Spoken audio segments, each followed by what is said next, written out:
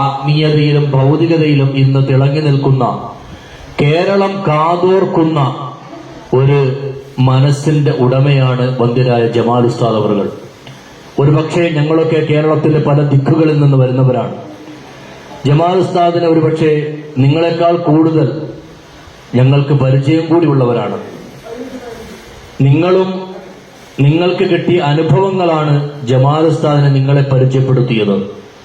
ഇവിടെ ഉസ്താദ് ഓർമ്മപ്പെടുത്തിയതുപോലെ ഇതൊരു ബിസിനസ് സാമ്രാജ്യം അല്ല. എല്ലാവരും രക്ഷപ്പെടണം.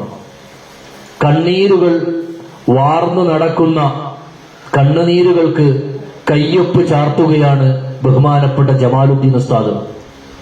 ഈ സ്വലാത്ത് മജ്ലിസ് രാവിലെ 10 മണിക്ക് തുടങ്ങി ളുഹറോടുകൂടി അവസാനിക്കുന്നു.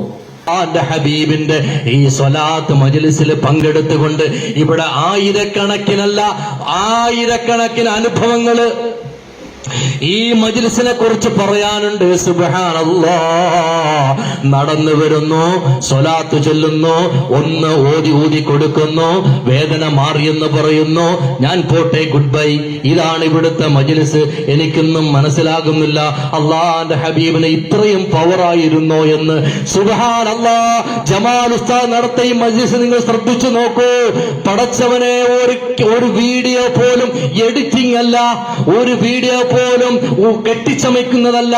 ലൈവായിട്ട് വേദനയാണെന്ന് വാഹനത്തിൽ എടുത്തുകൊണ്ടുവന്ന് ഇരുത്തിയിട്ട് വളഞ്ഞിരിക്കുന്ന കാൽമുട്ടിൽ പിടിച്ചുകൊണ്ട് ബിസ്മില്ലാഹിർ റഹ്മാനിർ റഹീം അല്ലാഹുമ്മ സല്ലി അലാ സയ്യിദിനാ മുഹമ്മദ് എന്ന മുത്തുനബിയുടെ സ്വലാത്ത് അങ്ങോട്ട് ചൊല്ലിയിട്ട് ഒന്ന് തടവിയിട്ട് ഒന്ന് ഊതിയിട്ട് ജമാൽ ഉസ്താദ് പറയുന്നു, ആ മുട്ടൊന്ന് നിവർത്തണേ, ആ മുട്ടൊന്ന് നിവർത്തണേ.